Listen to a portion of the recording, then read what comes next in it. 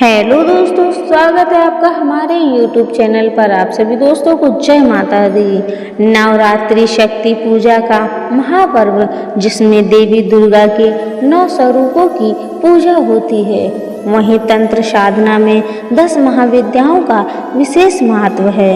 ये 10 महाविद्याएं काली, तारा, त्रिपुर सुंदरी, भुवनेश्वरी, भैरवी, छिन्नमस्ता, भूमावती, बंगलामुखी, मातंगी और कमला शक्ति के 10 गुण और शक्तिशाली रूप हैं। इस वीडियो में हम इन सभी 10 महाविद्याओं की संपूर्ण कथा, उनके जन्म और उनके महत्व को एक साथ प्रस्तुत करेंगे।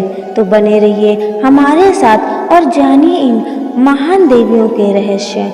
तो दोस्तों चलिए वीडियो को शुरू करते हैं। शास्त्रों अनुसार इन 10 महाविद्या में से किसी एक की नित्य पूजा अर्चना करने से लंबे समय से चली आ रही बीमारी, भूत प्रेत, अकारण मानहानि, बुरी घटनाएं, गृह क्लेश, शनि का बुरा प्रभाव, बेरोजगारी, तनाव आदि सभी तरह के संकट तत्काल ही समाप्त हो जाते हैं और व्यक्ति परम सुख और शांति पाता है।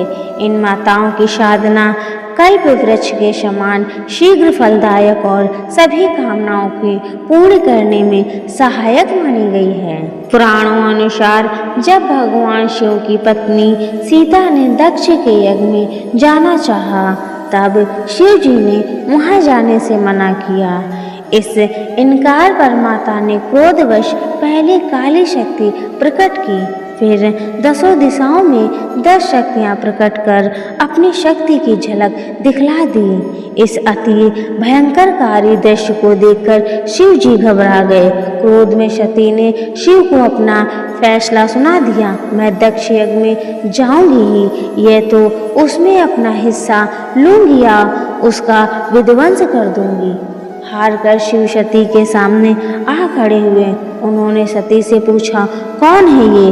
सती ने बताया, ये मेरे 10 रूप हैं। आपके सामने खड़ी कृष्ण रंग की काली है, आपके ऊपर नीले रंग की तारा है, पश्चिमी में छिन्नमस्ता, बाएं भुवनेश्वरी, पीठ के पीछे बंगलामुखी, पूर्व दक्षिण में भूमावती, दक्षिण पश्चिम में त्रिपुर सुंदरी, पश्चिम उत्तर में मातंगी तथा उत्तर पूर्व में कमला है और मैं खुद भैरवी रूप में अभयदान देने के लिए आपके सामने खड़ी हूँ। यही 10 महाविद्याएं अर्थात 10 शक्ति हैं। बाद में माँ ने अपनी इन्हीं शक्तियाँ का उपयोग दैत्यों और राक्षसों का वध करने के लिए किया था। माँ दुर्गा के 9 रूप: शैलपुत्री, ब्रह्मचारिणी, चंद्रघंटा, कुष्मांडा, स्कंद माता, कात्यायनी, कालरात्रि, महागौरी और सिद्धदात्री।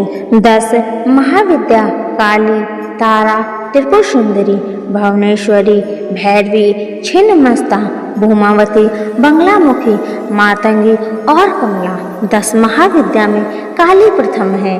माता का ये रूप साक्षात और जागृत है। काली के रूप में माता का किसी भी प्रकार से अपमान करना अर्थात खुद के जीवन को संकट में डालने के समान है। महादैत्यों का वध करने के लिए माता ने ये रूप धरा था। सिद्धि प्राप्त करने के लिए माता की वीर भाव में पूजा की जाती है। काली माता तत्काल प्रसन्न होने वाली और तत्काल ही रूठने वाली देवी है। अंतः इनकी साधना या इनका भक्त बनने के पूर्व एक निष्ठ और कर्मों से पवित्र होना जरूरी होता है। यह जल पर्वत के समान शव पर अरुण मुंडमाला धारण किए हुए, एक हाथ में खड़ग, दूसरे हाथ में त्रिशूल और तीसरे हाथ में कटे हुए शेर को लेकर भक्तों के समक्ष प्रकट होने वाली काली माता को नमस्कार। ये काली एक प्रबल शत्रुहंता, महिषासुर मर्दनी और रक्त बीज का वध करने वाली शिवप्रिया चामुंडा का साक्षात स्वरूप है, जिसने देवदानव युद्ध में देवताओं को विजय दिलाई है। इनका क्रोध तभी शांत हुआ था जब शिव इनके चरणों में लेट गए थे। नाम माता काली, शस्त्र त्रिशूल और तलवार, वार शुक्रवार दिन अमावस्या, ग्रंथ कालिका पुराण, दुर्गा का एक रूप माता काली का 10 महाविद्याओं में से एक। माँ काली के 4 रूप हैं, दक्षिणा काली, शमशान काली, मातृकाली और महाकाली। राक्षस वध, रक्त बीज। कालिका के प्रमुख 3 स्थान हैं। कोलकाता में काली घाट पर जो एक शक्तिपीठ भी है, मध्य प्रदेश के उज्जैन में भैरवगढ़ में गढ़ कालिका मंदिर, इसे भी शक्तिपीठ में शामिल किया गया है, और गुजरात में पावागढ़ की पहाड़ी पर स्थित महाकाली का जागृत मंदिर चमत्कारिक रूप से मनोकामना पूर्ण करने वाला है। नंबर 2, तारा। तांत्रिकों की प्रमुख देवी तारा, तारने वाली कहने के कारण माता को तारा भी कहा जाता है। सबसे पहले महर्षि वशिष्ठ ने तारा की आराधना की थी। शत्रुओं का नाश करने वाली, सौंदर्य और रूप ऐश्वर्य की देवी तथा आर्थिक उन्नति और भोगदान और मोक्ष प्रदान करने वाली है। भगवती तारा के 3 स्वरूप हैं, तारा, एक जटा और नील सरस्वती। तारापीठ में देवी सती के नेत्र गिरे थे, इसीलिए इस स्थान को नयन तारा भी कहा जाता है। यह पीठ पश्चिम बंगाल के वीरभूम जिला में स्थित है, इसीलिए यह स्थान तारापीठ के नाम से विख्यात है। प्राचीन काल में महर्षि वशिष्ठ ने इस स्थान पर देवी तारा की उपासना करके सिद्धियां प्राप्त की थी। इस मंदिर में वामाखेपा नामक एक साधक ने देवी तारा की साधना करके उनसे सिद्धियां हासिल की थी। माता तारा के बारे में एक दूसरी कथा है कि वह राजा दक्ष की दूसरी पुत्री थी। तारा देवी एक दूसरा मंदिर हिमाचल प्रदेश की राजधानी शिमला से लगभग 13 किमी दूरी पर स्थित सोगी में है। देवी तारा को समर्पित यह मंदिर तारा पर्वत पर बना हुआ है। तिब्बती बौद्ध धर्म के लिए भी हिंदू धर्म की देवी तारा का काफी महत्व है। चैत्र मास की 9वीं तिथि और शुक्ल पक्ष की 3 तारा रूपी देवी की साधना करना तंत्र साधकों के लिए सर्वसिद्धिकारक माना गया है। जो भी साधक ये भक्त माता की मन से प्रार्थना करता है, उसकी कैसी भी मनोकामना हो वह तत्काल ही पूर्ण हो जाती है। नंबर 3, त्रिपुर सुंदरी। षोडशी महेश्वरी शक्ति की विग्रह वाली शक्ति हैं। इनकी 4 भुजा और 3 नेत्र हैं। इसे ललिता, राजराजेश्वरी और त्रिपुर सुंदरी भी कहा जाता है। इसमें षोडश कलाएं पूर्ण हैं, इसीलिए षोडशी भी कहा जाता है। भारतीय राज्य त्रिपुरा में स्थित त्रिपुर सुंदरी का शक्तिपीठ है। माना जाता है कि यहाँ माता के धारण किए हुए वस्त्र गिरे थे। त्रिपुर सुंदरी शक्तिपीठ भारतवर्ष के अज्ञात 108 एवं ज्ञात 51 पीठों में से एक है। दक्षिणा त्रिपुरा उदयपुर शहर से 3 किलोमीटर दूर राधा किशोर ग्राम में राजराजेश्वरी त्रिपुर सुंदरी का भव्य मंदिर स्थित है, जो उदयपुर शहर के दक्षिण पश्चिम में पड़ता है। यहाँ सती के दक्षिण पाद का निपात हुआ था। यहाँ की शक्ति त्रिपुर सुंदरी तथा शिव त्रिपुरेश है। इस पीठ स्थान को कुब्रपीठ भी कहते हैं। उल्लेखनीय है कि महाविद्या समुदाय में त्रिपुरा नाम की अनेक देवियां हैं, जिनमें त्रिपुरा, भैरवी, त्रिपुरा और त्रिपुर सुंदरी विशेष रूप से उल्लेखनीय हैं। नंबर 4, भुवनेश्वरी। भुवनेश्वरी को आदि शक्ति और मूल प्रकृति में कहा गया है। भुवनेश्वरी की शताक्षी और शाकंभरी नाम से प्रसिद्ध हुई। पुत्र प्राप्ति के लिए लोग इनकी आराधना करते हैं। आदि शक्ति भुवनेश्वरी माँ का स्वरूप शांत एवं अंक क्रांति अरुण है। भक्तों को अभय एवं सिद्धियां प्रदान करना इनका स्वाभाविक गुण है। इस महाविद्या की आराधना से सूर्य के समान तेज और ऊर्जा प्रकट होने लगती है। ऐसा व्यक्ति अच्छे राजनीतिक पद पर आसीन हो सकता है। माता का आशीर्वाद मिलने से धन प्राप्त होता है और संसार के सभी शक्ति स्वरूप महाबली उसका चरण स्पर्श करते हैं। नंबर 5, छिन्नमस्ता। इस परिवर्तनशील जगत का अधिपति कंबद है और उसकी शक्ति छिन्नमस्ता है। इनका सिर कटा हुआ और इनके कमंद से रक्त की 3 धाराएं बह रही हैं, जिनकी 3 आंखें हैं और ये मदन और रति पर आसीन हैं। देवी के गले में हड्डियों की माला तथा कंधे पर यज्ञोपवीत है, इसीलिए शांत भाव से इनकी उपासना करने पर यह अपने शांत स्वरूप को प्रकट करती हैं। उग्र रूप में उपासना करने पर यह उग्र रूप में दर्शन देती हैं, जिससे साधक के उच्चाटन होने का भय रहता है। माता का स्वरूप अत्यंत गोपनीय है। चतुर्थ संध्या काल में माँ छिन्नमस्ता की उपासना से साधक को सरस्वती की सिद्धि प्राप्त हो जाती है। कृष्ण और रक्त गुणों की देवियाँ इनकी सहचरी हैं। पलाश और बेलपत्रों से छिन्नमस्ता महाविद्या की सिद्धि की जाती है। इससे प्राप्त सिद्धियां मिलने से लेखन बुद्धि ज्ञान बढ़ जाता है, शरीर रोग मुक्त हो जाते हैं, सभी प्रत्यक्ष और अपरिचित शत्रु परास्त होते हैं। यदि साधक योग्य ध्यान और शास्त्रार्थ में साधक पारंगत होकर विख्यात हो जाता है। कामाख्या के बाद दुनिया के दूसरे सबसे बड़े शक्तिपीठ के रूप में विख्यात मां छिन्नमस्ता मंदिर काफी लोकप्रिय है। झारखंड की राजधानी रांची से लगभग 79 किलोमीटर की दूरी रजपा के भैरवी भेड़ा में दामोदर नदी के संगम पर स्थित मां छिन्नमस्ता का यह मंदिर है। रजरप्पा की छिन्नमस्ता को 52 शक्तिपीठों में शुमार किया जाता है। नंबर 6 त्रिपुर भैरवी। त्रिपुर भैरवी की उपासना से सभी बंधन दूर हो जाते हैं। यहाँ बंदी छोड़ माता है। भैरवी के नाना प्रकार के भेद बताए गए हैं, जो इस प्रकार हैं: त्रिपुरा भैरवी, चैतन्य भैरवी, सिद्ध भैरवी, भुवनेश्वर भैरवी, संप्रदाप्रद भैरवी, कमलेश्वरी भैरवी, कौलेश्वर भैरवी, कामेश्वरी भैरवी, नित्या भैरवी, रुद्र भैरवी, भद्र भैरवी तथा षट्कुटा भैरवी आदि त्रिपुरा भैरवी ऊर्ध्वन्य की देवता हैं। माता की 4 भुजाएं और 3 नेत्र हैं। इन्हें षोडशी भी कहा जाता है। षोडशी को श्री विद्या भी माना जाता है।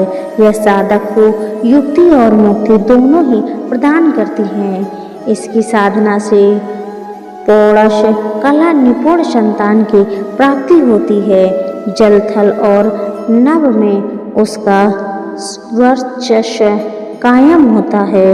आजीविका और व्यापार में इतनी वृद्धि होती है कि व्यक्ति संसार भर में धन श्रेष्ठ यानी सर्वाधिक धनी बनकर सुख भोग सकता है।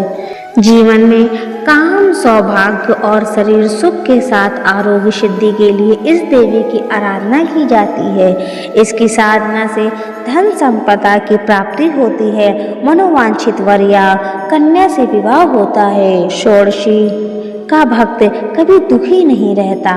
देवी कथा नारद 5 रात्र के अनुसार एक बार जब देवी काली के मन में आया कि वह पुनः अपना गौरवर्ण प्राप्त कर ले, तो यह सोचकर देवी अंतर्ध्यान हो जाती हैं। भगवान शिव जब देवी को अपने समक्ष नहीं पाते तो व्याकुल हो जाते हैं और उन्हें ढूंढने का प्रयास करते हैं। शिव जी महर्षि नारद से देवी के विषय में पूछते हैं। तब नारद जी उन्हें देवी का बोध कराते हैं। वह कहते हैं कि शक्ति के दर्शन आपको सुमेरु के उत्तर में हो सकते हैं, वहीं देवी की प्रत्यक्ष उपस्थिति होने के बाद संभव हो सकेगी।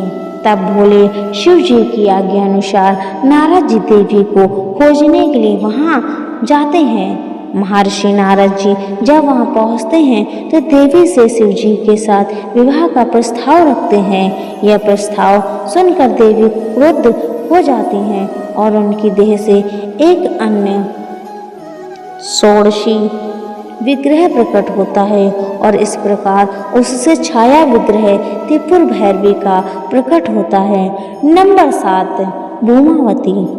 भूमावती का कोई स्वामी नहीं है, इसीलिए ये विधवा माता मानी गई है। इनकी साधना से जीवन में निडरता और निश्चिंतता आती है। इनकी साधना या प्रार्थना से आत्मबल का विकास होता है। इस महाविद्या के फल से देवी भूमावती शुक्री के रूप में प्रकट होकर साधक के सभी रोग अरिष्ट और शत्रुओं का नाश कर देती है। प्रबल महाप्रतापी तथा सिद्ध पुरुष के रूप में उस साधक की ख्याति हो जाती है। माँ भूमावती महाशक्ति स्वयं तंत्रिका है। ऋषि वेद में रात्रि सूक्त में इन्हें सूत्रा कहा गया है, अर्थात ये शुभ पूर्वक तारने योग्य हैं। इन्हें अभाव और संकट को दूर करने वाली माँ कहा गया है। इस महाविद्या की सिद्धि के लिए तेल मिश्रित घी से होम किया जाता है। भूमावती महाविद्या के लिए भी जरूरी है कि व्यक्ति सात्विक और नियम संयम और सत्यनिष्ठा को पालन करने वाला लोभ लालच से दूर रहे, शराब और मांस को छुए तक नहीं। नंबर 8, बंगलामुखी। माता बंगलामुखी की साधना युद्ध में विजय होने और शत्रुओं के नाश के लिए की जाती है। बंगलामुखी के देश में 3 ही स्थान हैं। कृष्ण और अर्जुन ने महाभारत के युद्ध के पूर्व माता बंगलामुखी की पूजा अर्चना की थी। इनकी साधना शत्रु भय से मुक्ति और वाक्य सिद्धि के लिए की जाती है, जिसकी साधना सप्त ऋषियों ने वैदिक काल में समय पर की थी। इसकी साधना से जहाँ घोर शत्रु अपने ही विनाश बुद्धि से पराजित हो जाते हैं, वह साधक का जीवन निष्ठटंक तथा लोकप्रिय बन जाता है। भारत में मां बंगलामुखी के 3 ही प्रमुख ऐतिहासिक मंदिर माने गए हैं, जो ये हैं दतिया मध्य प्रदेश, कांगड़ा हिमाचल तथा नलखेड़ा जिला शाजापुर मध्य प्रदेश में है। तीनों का अपना अलग अलग महत्व है। नंबर 9, मातंगी। मातंगी शिव का नाम है। शिव की यह शक्ति असुरों को मोहित करने वाली और साधकों को अभिष्ट फल देने वाली है। गृहस्थ जीवन को श्रेष्ठ बनाने के लिए लोग इनकी पूजा करते हैं। अक्षय तृतीया अर्थात वैशाख शुक्ल की तृतीया को इनकी जयंती आती है। यह श्याम वर्ण और चंद्रमा को मस्तक पर धारण करती है। यह पूर्णतः देवी की ही मूर्ति है। 4 भुजाएं, 4 वेद हैं। माँ मातंगी वैदिकों की सरस्वती हैं। पलाश और मल्लिका पुष्पों से युक्त बेलपत्रों की पूजा करने से व्यक्ति के अंदर आकर्षक और स्तंभन शक्ति का विकास होता है। ऐसा व्यक्ति जो मातंगी महाविद्या की सिद्धि प्राप्त करेगा, वह अपने क्रीड़ा कौशल से या कला संगीत से दुनिया को अपने वश में कर लेता है। वशीकरण में यह महाविद्या कारगर होती है। नंबर 10, कमला। दरिद्रता, संकट, ग्रह कलह और अशांति को दूर करती है। कमला रानी इनकी सेवा और भक्ति से व्यक्ति सुख और समृद्धि पूर्ण रहकर शक्तिमय जीवन बिताता है। श्वेत वर्ण के 4 हाथी सूंड में स्वर्ण कलश लेकर स्वर्ण के समान कांति लिए हुए माँ को स्नान करा रहे हैं। कमल पर आसीन कमल पुष्प धारण किए हुए माँ सुशोभित होती हैं। समृद्धि, धन, नारी, पुत्रादि के लिए इनकी साधना की जाती है। इस महाविद्या की साधना नदी, तालाब या समुद्र में गिरने वाले जल में आकंड डूब कर की जाती है। इसकी पूजा करने से व्यक्ति साक्षात कुबेर के समान धनी और विद्यावान होता है। व्यक्ति का यश और अपार या शप्रभ संसार भर में प्रचलित हो जाता है। दोस्तों, ये थी 10 महाविद्याएं देवियों की कथा। दोस्तों अगर ये कथा अच्छी लगी हो तो वीडियो को लाइक करें, चैनल को सब्सक्राइब कर लें। मिलते हैं ऐसे ही नेक्स्ट वीडियो में, तब तक के लिए आप सभी दोस्तों को जय माता दी।